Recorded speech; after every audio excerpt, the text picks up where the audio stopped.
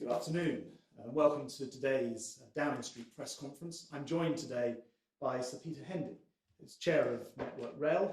Peter was also Commissioner of Transport for London Olympics and is the person that I asked to help with the restart of our transport network.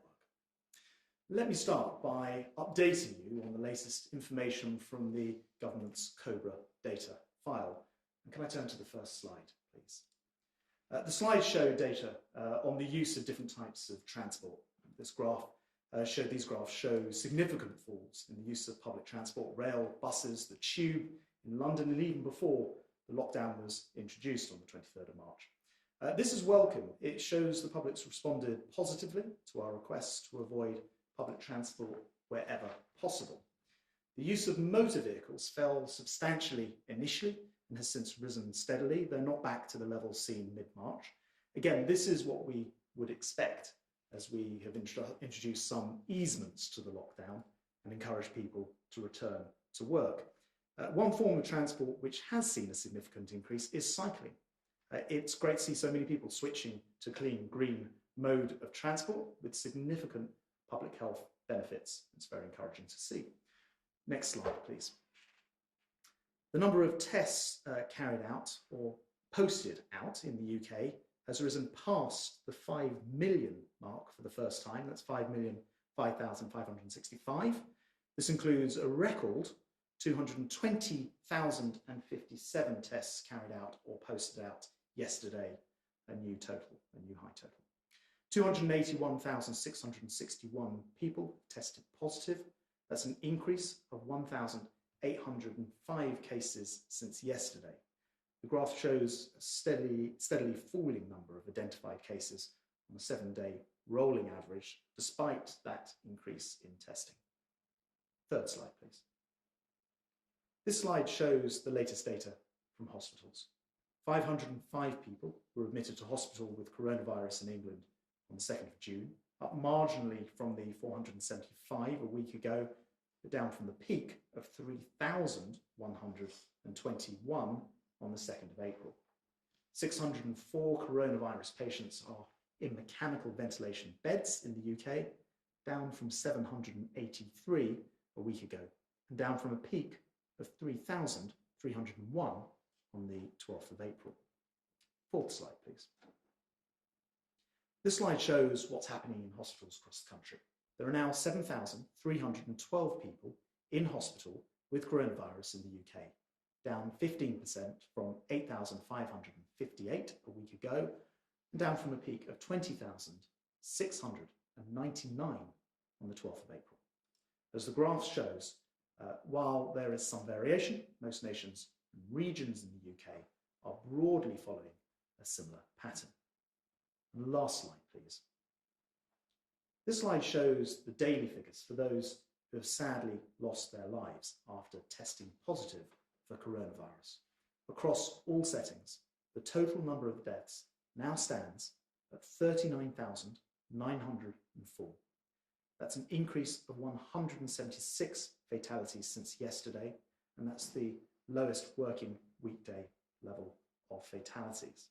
When measured by a 7-day rolling average, the daily number of deaths currently stands at 241, down from a peak of 943 on the 14th of April. These figures are a reminder that COVID-19 still represents a very real threat, that the fight still goes on to defeat it, and that there are tragically still too many people across the country who are losing loved ones. Our thoughts are with them all. As we made clear in recent weeks, our road to recovery must be carefully and cautiously managed. Most importantly, we must avoid a second infection spike. This careful, deliberate approach has been central to the restart of public transport. In advance of previous easing of the lockdown, we've ensured transport availability was increased to allow for adequate social distancing. In addition, we've also announced measures to help people choose other forms of transport. For example, with a record £2 billion invested in cycling and walking, as well as the acceleration of e-scooter trials brought forward to the end of this month. Meticulous planning, alongside the considerable effort of passengers avoiding public transport, has worked well so far. There's been an absence of crowding, even as passenger numbers have ticked up, partly thanks to the work that Sir Peter Hendy has been doing. But these challenges are about to increase. We expect, conditions permitting, that the next easing of the restrictions will occur on Monday, the 15th of June. Non-essential shops will reopen and some children will return to secondary school. That means there'll be more pressure on our public transport. To help meet that demand, we're ramping up services on buses, trams and trains with substantial government funding. But we still need to do more. So today, I want to highlight the measures that will help take to keep us safe and reduce the risk of coronavirus, particularly on public transport. There are 3 points I'd like to highlight. First, let me reiterate, and this is really important. If you can work from home, you should continue to do so. If you cannot work from home, you should avoid transport wherever possible. And if you must use public transport, you should follow guidance, including avoiding the rush hour itself. Second, I can announce that as of Monday, the 15th of June, face coverings will become mandatory on public transport. That doesn't mean surgical masks, which we must keep for clinical settings. It means the kind of face covering you can easily make at home. There'll be exemptions to these rules for very young children, for disabled people, and those with breathing difficulties. But broadly, as we come through this phase, we're doing what many other countries have asked transport users to do. And as passenger numbers increase, and we expect this trend to continue, we need to ensure every precaution is taken on buses, trains, aircraft, and on ferries. With more people using transport, the evidence suggests that wearing face coverings offers some, albeit limited, protection against the spread of the virus. A face covering helps protect our fellow passengers. It's something that we can each do to help each other. And whilst it also remains true that measures like maintaining social distancing, washing your hands remain the most critical things to do, we also know in public transport, keeping 2 meters apart is not always possible at all times. Indeed, the guidance explicitly recognises this fact. So when more people return to the network from the 15th of June onwards, they will be required to wear face coverings on transport network. We'll make these rule changes under the National Rail Conditions of Travel and the Public Service Vehicle Regulations for buses. This will mean that you can be refused travel if you don't comply, and you could be fined. Alongside transport operators, this will be enforced by the British Transport Police if necessary, but I expect the vast majority of people won't need to be forced into this because wearing a face covering helps protect others. Most people simply want to help defeat this disease. Of course, frontline staff, those in contact with passengers, doing such an important job at this crucial time, will also need to wear face coverings. And in the coming days, the government will work with the unions who've been supportive, for which I'm very grateful, transport operators and the police to ensure that they have the supplies they need to be safe and to provide reassurance to the public. These measures apply in England, but we're working with the devolved administrations ahead of implementation. Third, to ease pressure on public transport, I want to update you on the measures we're taking to boost alternative ways to travel. Now that vehicle showrooms are opening again, there's a growing range of electric cars, mopeds, motorbikes on sale. And as our economy gets moving, their popularity will continue to increase. Later this month, we'll be introducing the Fix Your Bike voucher worth 50 quid. We'll have hundreds of thousands of more roadworthy bikes on the road as a result of this programme. And then there's the Cycle to Work scheme, which enables employees to buy a tax-free bike, an effective saving at 25 to 39%. And that scheme has been extended to cover e-bikes as well. meaning that cyclists can cover longer distances by getting assistance on those uphill stretches. And this is a great time to start using them as we redesign our landscape to cope with millions more cyclists and pedestrians in the months ahead. The evidence is that commuters are already responding. Despite fewer people travelling over the past few weeks during this crisis, we've actually seen around 100% increase in weekday cycling. And at weekends, that increase has been up to 200% compared to the pre-COVID-19 levels. We want to use this recovery to permanently change the way we travel with huge levels of investment. We're bringing forward green transport improvements that otherwise would have taken years or decades to achieve. And in the short term, whilst there's still a threat from the virus, they'll help keep millions of people avoiding public transport journeys. And in the longer term, they'll help transform our country into a lower carbon, cleaner and greener place to live. Our history shows us how quickly we can adapt as a nation.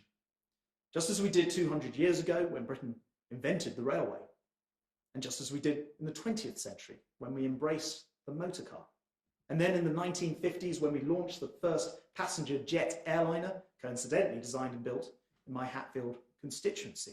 Each of these transport revolutions was triggered by a unique alignment of people and events, brilliant engineers and entrepreneurs, cutting-edge new technologies, supported governments and the needs of citizens, combining to bring about change.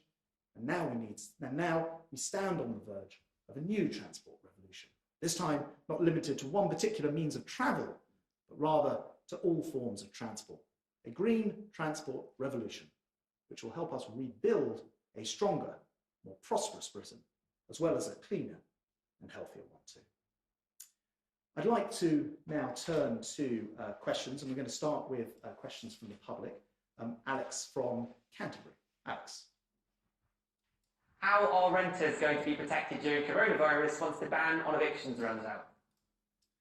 Alex, thanks very much indeed. It's been clearly for people in lots of different situations, but I think particularly people renting a very, very uncertain period of time. And there's been extraordinary measures being put in place to try to sort of balance the relationship between renters and, of course, landlords. It is important, actually, that we help people get back to work. We had record low unemployment before this crisis started. We try to protect those jobs. Alex and everybody else, we want to help you to get back into those into your jobs and therefore have the money available to pay your rent. And that will be, of course, the primary thing. But of course, some of the schemes, including the furlough scheme, have quite some way to run, although the terms will change slightly. They run right through to later in the autumn. So there's some time to come as yet. Thank you very much, Alex, for your question. I'm going to turn to Charlotte from Coventry, and her question is how many travel companies are acting unlawfully by not providing refunds to customers following the cancellation of holidays within reasonable timescales. What's the government doing to ensure that people can get their money back? Well, look, the first thing to say is it is absolutely the case that holiday companies can offer you either a voucher or they can offer the money back. Ultimately, they have to offer the money back if that is what you prefer. Sometimes the holiday companies will say, we'll give you a voucher, perhaps extra time to use it, or even give you a greater value, 125% of your value or something. So you have the choice there about what to do. But ultimately, it is the responsibility of those travel companies, Charlotte, to pay your money back. So you have all the redress that exists through various different schemes, and things like trading standards would be one. It's very important that travel companies do treat their customers properly, and I'll be doing everything I can to encourage them to make sure they pay back or offer a voucher if that's what the individual consumer wants. But we can't have a situation where they're just hanging on to money, and I will be very happy to continue to follow up on that. Can we turn now to Tom Burridge of the BBC? Tom. Secretary of State, thank you very much. On your policy to make face coverings mandatory in England in 2 weeks' time, are you expecting rail workers to police it? And are you prepared to fine people if they don't cover their face? And on your controversial travel quarantine, British Airways this afternoon is refusing to take part in a roundtable discussion with your cabinet colleagues. Is that a sign that your government is losing the confidence of UK aviation? Thanks very much. Well, look, on the first part of this question, I'm going to ask Peter to answer it in just a second. What we're saying essentially is it will be a condition of travel. You need to be wearing a face covering, not a face mask, a face covering, to use all forms of different public transport in this country from the 15th of June. And we've worked quite closely with, for example, the unions who've been talking to them about this. That's obviously their railway workers that you're referring to. Look, I think it's in everybody's interest to make this work. It protects everybody when this happens. As it so happens, and one of the reasons I asked Sir Peter here today is he's had a very similar experience of introducing new rules on railways. And Peter, it's probably worth me handing over to you. Thank you, Grant. So I was the Commissioner of Transport when we introduced the ban on alcohol on London's transport in 2008. And we were asked the same question then. The question was, would the staff be required to enforce it? What would the police do? And in the event, those questions didn't need to be answered. We are expecting the staff to wear face coverings themselves. That's obviously sensible, and the trade unions have very much supported that. But this is about people being sensible. People who use public transport are profoundly sensible. They do what they're asked as long as what they're asked is sensible. And we're just saying, please wear them because it's good for you and it's good for protecting others. I'm not expecting a huge upsurge in railway staff having to police this. I'm expecting sensible passengers to do their duty and look after themselves and others. Thanks very much. Thanks very much, Peter. Tom, I should also add, we're working very actively to try to make sure that there's plenty of support for passengers, and people will turn up and possibly have forgotten and that sort of thing. So there'll be plenty of publicity about this in advance. There'll be notices all over stations and other transit areas.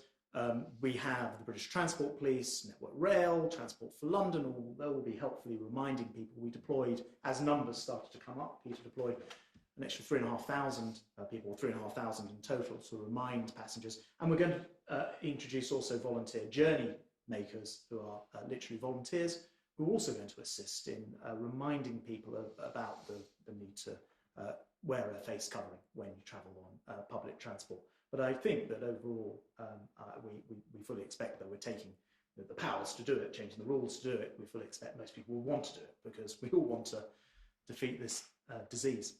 You asked me a secondary question. It was about aviation and the quarantine. Look, I think most people just recognise that having worked as hard as we have, and I announce in those statistics that I was providing at the beginning today, the welcome news that the number of deaths has fallen to the record low since the start of lift up of, I think it was 176 today. No one wants to go back. No one wants to return to the world we were in. And following on from the scientific advice, right at the beginning, the scientists were clear. I asked the Chief Medical Officer exactly this question, and he was clear that there's not much point doing the things on the borders that we're now doing with quarantine now, because once it's already here, it's here. And indeed, countries that did it, Northern Italy, America, didn't see a reduction in cases. But as we come out of this, we absolutely must keep the numbers down, because we do not want either people coming from abroad or even Brits going abroad and coming back and bringing this nightmare back. So it's a very sensible, very proportionate measure. And as the Prime Minister, myself, the Home Secretary have all said, we're also looking at air bridges and travel corridors in order to see how that can be amended going forward. But it comes in on the 8th, first of all. So just to be clear, is it possible that people will be fined if they do not cover their face on public transport?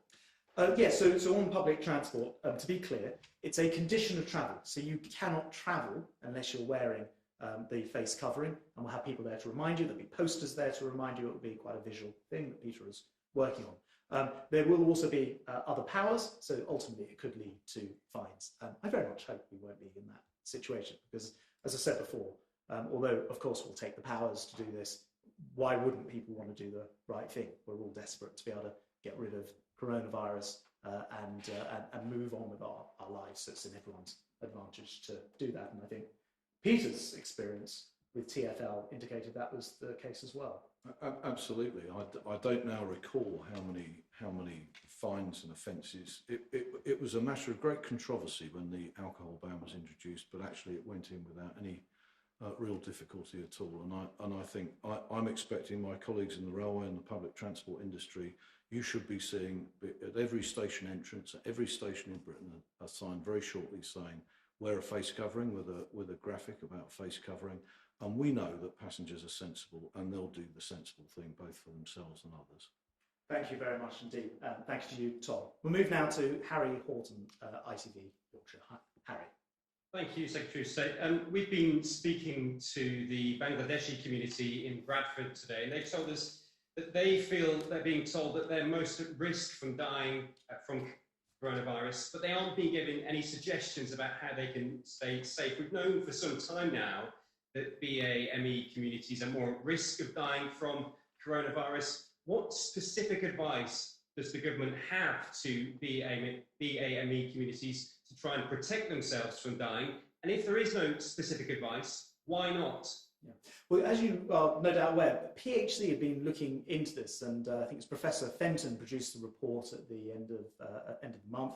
And that report has only been out a couple of days, but actually my colleague, who's a Qualities Minister, Kemi Badenoch, has already taken up the mantle with this, and will be turning that report, which looked at what the facts were, and turning it into actual recommendations. So the first thing was find out what was happening, and if the data supports it, and then turn it into action. And I can actually tell you at this moment, Harry, that the full terms of reference for that piece of work have just literally been published. So I suspect out of that we'll get a very comprehensive list of things that people should look at, and more that government will be doing as well. And look, I just want to emphasise, I mean, the fact that anyone dies from this is appalling, and the fact that we discover that BAME communities are potentially more at risk, as well as other categories, including men. Obesity seems to be a big factor. All of these things are a huge concern, and we will get to the bottom of it and have very practical recommendations. In the short term, though, I think it's true to say, really strict social distancing, maintaining the 2 meters, washing hands and going back to that very first basic message is so important. And lastly, as we come to these stages of unlock, being very aware or alert, as we say, of your surroundings, so you don't put yourself into positions of danger. I think all of those things would be absolutely key. Can I turn to Phil Hornley from ITV Meriden? Hi, Phil. Good afternoon. How is Alok Sharma? Doesn't what's happened to him prove the folly of getting hundreds of MPs from all over the country back at Westminster when they could be working from home? And if Mr. Sharma does test positive, might the Prime Minister have to self-isolate again? Well, I've spoken to Alok within the last hour. He's doing fine. Actually, he's working today, but just working from home as usual. He's awaiting his test result. On Parliament, the important thing to say is, the important thing to know actually, is that there are a whole series of pieces of legislation, including legislation directly to help fight coronavirus, and going back to the previous question of things that we need to be doing, which are passed through a process called secondary legislation. And those happen in smaller committees of MPs, and there are dozens of them, dozens and dozens of them. We simply haven't been able to, Parliament's not been able to pass that legislation, and that in turn puts the whole country at risk. So it is not some sort of, well, Parliament's come back just because it fancied it. It's come back because it needs to do things on behalf of the nation. However, Parliament also ensured that there was strict social distancing measures in place. So although we were involved in those votes earlier in the week, you were 2 meters apart at all times. And indeed, I know it's also the case that the Prime Minister's always been 2 meters apart from Alok Sharma as well. So obviously we wish him well. He's doing well at the moment, I happen to know, because I've spoken to him. He awaits his result, but because social distancing has been followed in the proper way, I think with Parliament, it's absolutely right that it is able to sit and do its job on behalf of the nation, and that's what MPs themselves have voted for. Can I turn to Sharon Barber, BBC Look North? Hello. The government maintains that from the outset that you threw a ring of steel around care homes and loved ones could no longer visit, but they were then pressured into taking in hospital patients that hadn't been tested. And now in County Durham, we have the highest number of care home deaths in all of England and Wales. And across our region, the North East and Cumbria, there are more than 1,300 care home residents who have lost their lives. Who's responsible for these deaths? Clearly, first of all, it's absolutely heartbreaking. I mean, I think we probably all know people now who've been affected.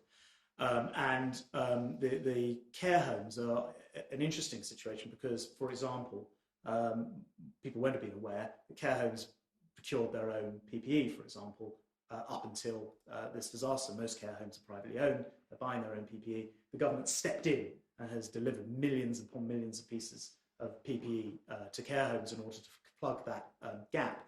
And it is, of course, I mean, heartbreaking that anybody has passed away in a care home from coronavirus at all. We do know that this is the same issue that everybody has been tackling, and that our rate of care home infection in terms of the overall number of deaths in care homes and the overall number of care homes affected in this country has been lower than elsewhere, which does not, of course, change the fact that things like clinical decisions made at certain times about who should leave hospital will have been an issue for the medical experts at the time. But if you look at the changes that were made in, for example, the guidance, they were made very early on, whilst, of course, everybody was still learning how this disease was spreading and operated. And you know, as I often say, you know, if we knew, you know, what we know now and had all the capacity that we had now, that would be fantastic. But I think the care homes have been incredible in their response, and of course there'll be time to look back at everything once we've actually got through coronavirus itself. Sharon, thank you very much indeed. Can I turn to Dominic Yeatman of Metro? Dominic. Hello there, thank you. Can you tell me, have you secured agreement with Scotland about the use of masks on trains and public transport, or will passengers be expected to put them on as they cross the border? And secondly, if I may, given that most holidaymakers will have to quarantine for 2 weeks on their return, shouldn't the government be actively encouraging us to holiday in the UK? Thank you. Well, yeah, on face coverings, as I mentioned in my comments, Dominic, it's an England measure. We're speaking to the devolved administrations. They can decide whether they feel it's the right time for them to do the same thing. They may well decide to do that, but it is their call. You raise, of course, the interesting point of what happens on, you know, those trains which cross borders, and the answer is it would be that you would need to be wearing it in England. That's absolutely true. It will be up to Scotland, or where trains cross, to Wales to provide their own guidance. Usually what happens, I can say, having been through this process in quite a lot of different ways over quite a long period of time with this coronavirus, is you end up finding that actually after some discussion, typically the nations decide to move together at roughly the same time on these things, or at least a few days apart. So I don't think it will turn out to be terribly confusing, but we have a devolved setup in this country with 4 nations who quite rightly can follow their own rules, and that's the way things therefore operate. I don't know if there's anything useful you can offer to this, Peter, because Peter says the chair of Network Rail, so there's a national aspect to this. So, I mean, our discussions with both the staff and our expectations of passengers probably don't vary. We should, of course, respect the sovereignty of the different nations, but I would expect people who board a train in England to be wearing a mask when they go in the station and on the train, and I would expect the passengers to be wearing it when they got off, wherever they were, and that would be just sensible, and it would be protective of both them and other people, and courteous too. Did you want to come back on that, Dominic? I was just going to ask you about holidaying in the UK, given that holiday makers heading abroad are going to have to quarantine for 14 days. Yeah. So look, I mean, clearly this year, because the rules are at the moment, you can't stay somewhere else overnight. We now know we can travel as far as we want to, and you can even go and visit people in limited numbers, groups no more than 6, but you still have to return home at night. So that's obviously a limitation at the moment for national holidays, but we'll have to see how the course of the virus continues before we're able to answer that. And we also know simultaneously that the current Foreign Office advice is you can't travel unless it's absolutely essential. So we know that that's also in place at the moment. So sadly, to answer your question, at the moment we have to wait to see how the disease, the path of this continues to go. And people have this in no small way in their own hands. Measures like wearing face coverings will assist in a small way to fighting the R rate and help us get out of this and make holidays more of a possibility. But look, I think it's always a fantastic idea to be able to spend time in the UK. I'm also aware lots of people would like to go away. I'd love to be able to give you the definitive answer, but for that, we need to see exactly how the disease tracks and how we get the infection rate down over a period of time. Dominic, thanks very much. I'm just going to turn to Darren Slade, Bournemouth Daily Echo. Darren. Thank you. After the chaotic scenes on crowded beaches like Devil Door last weekend, what message would you give to people thinking of visiting the coast this weekend and to the local authorities who are concerned about the risks to public health? And meanwhile, we have many hospitality businesses who are worried about whether they can survive this year. And is there any industry-specific aid that the government can give in tourist towns like Bournemouth and Weymouth in order to help them get back on their feet? Yeah, I mean, your question literally reveals two sides of the same coin in a way, because on one hand, people need to avoid very crowded areas, and to answer your question on crowded beaches, when we say stay alert, as it says on here, we literally mean keep 2 meters away from people. Don't endanger yourself and risk it and risk this spreading, and for us all to throw away the hard work that we've done. So the message could not be clearer. I suspect we might be helped by the slightly cooler weather this weekend, but nonetheless, the message remains the same. There's a further point I should also highlight, Darren, which is with regard to lifeguards. They've not been able to train, of course, during this period. There are fewer lifeguards around. That means if you are at the coast and you're in the sea, and you're putting yourself at more risk as well if you go swimming in the sea. So there are lots of good, sensible reasons not to go and crowd out beaches and avoid very crowded places. And to the second half, or the other side of the coin question that you ask on hospitality, and as you know, there's been an enormous program, world-leading program. I think 819,000 firms have benefited from over £10 billion business grants and small business grant fund, and of course the retail hospitality and leisure grant fund. So there's been a lot of money paid to try to ensure in areas like Bournemouth and elsewhere that those companies can carry on going. We still have things like the furlough scheme, and as we come out of this, attached to the question before, which I'm afraid is of course the question when, and I can't answer that exactly when will people be able to travel for tourism, and we can't answer that until we know the path of the virus. But we have stood behind companies and places like towns like Bournemouth. We'll intend to carry on doing so, but the best way we can all do that is to defeat the virus by following the rules. So your question is very wise because it touches both sides of the same problem that we're trying to resolve. Darren, thanks very much. Can I go to Paul Geeter, East Anglia Daily Times? Good afternoon. Thank you for inviting me, Secretary of State.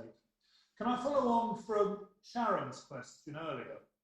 Suffolk has seen a greater death toll in care homes than many neighbouring and larger counties. We've had 152 deaths, and 70% of care homes in Ipswich and Mid-Suffolk have suffered a COVID outbreak.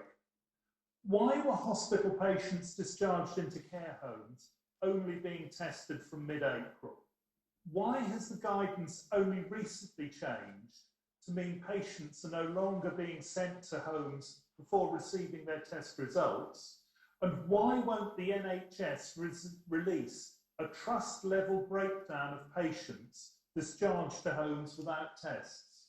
Thank you very much, Paul.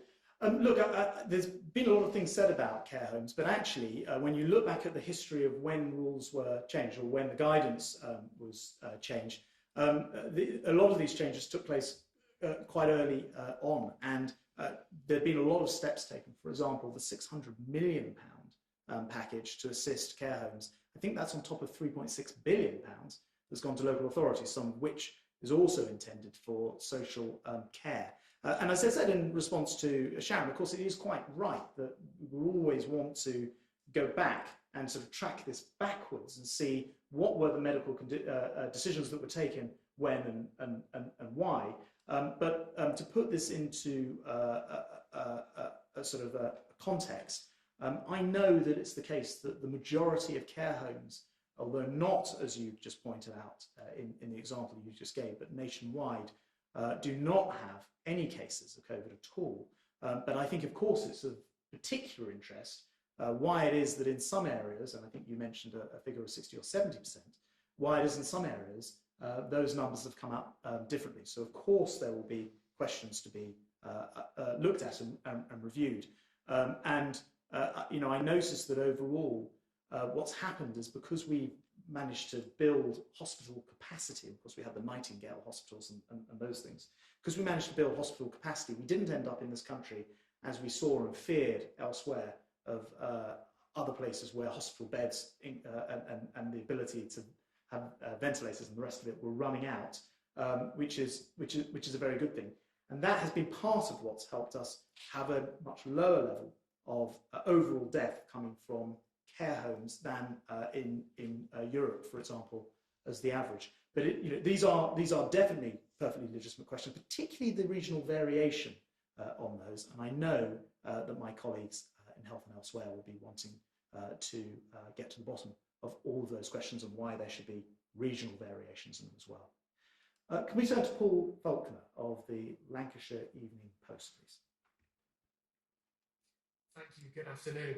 Your colleague, the Health Secretary, said last week that council public health bosses would have a crucial role to play in deciding whether to impose any local lockdown restrictions should they ever become necessary.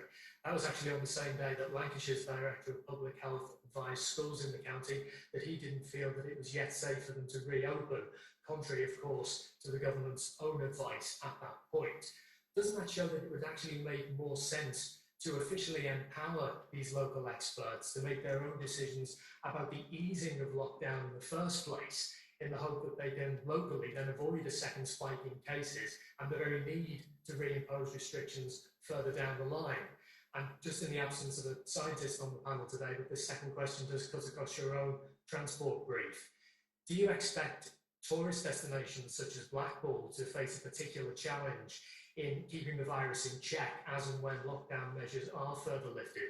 And is the government planning any targeted help for tourist hotspots to assist them in their recovery? Look, first of all, on local decision making, I mean, I think there's clearly a decision that needs to be always kept in mind between the extent to which you say things are for local decisions and the extent to which you have a clear national message that says, you know, this is the date when X or Y is going to happen. In the end, when I talk to the scientists, which I've done on this case actually, and understood, you know, is it the case that in one particular location schools aren't ready to go back, whereas in another location they are? The difficulty is having sufficient test data to understand in one particular location whether that's a justifiable decision or not. So I think to answer your question, in the end, you do have to have a national picture of it and make those decisions on a nation level, as we've done in the 4 nations. It is, of course, also true and perfectly proper that people may say, we think we've got a particular issue here and we'll delay by a week, which I think is the case that you refer to. I mean, that's also perfectly understandable. But I think on balance, you've got to have a national message. Otherwise, people watching this and doing everything else will be confused why, you know, non-central shops in other cases to take the unlocking on the 15th, if conditions allow, would be odd if that was taking place in one town but not in another in the very short term. And then on your final point about Blackpool, tourist destination, other tourist destinations across the country, As I mentioned in my response to Darren Slade at Bournemouth, we have been extremely concerned about all the organisations, businesses at the forefront of tackling COVID-19. It's been an absolute wretched time for everybody, but none more so than those in the hospitality sector.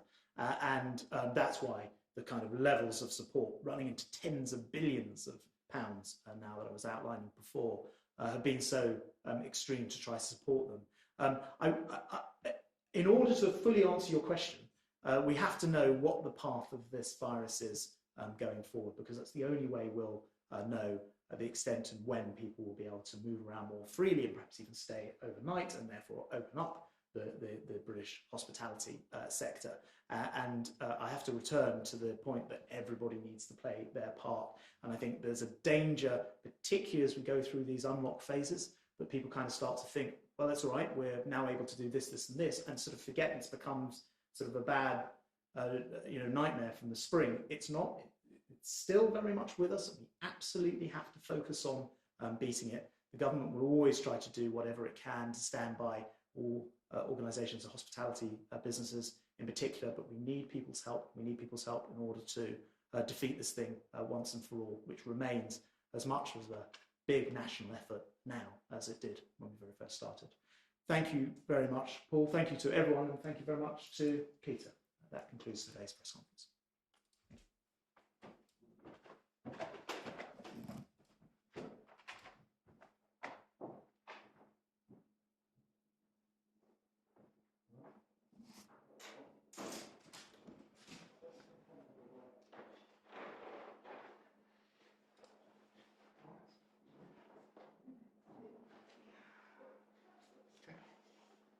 Cut.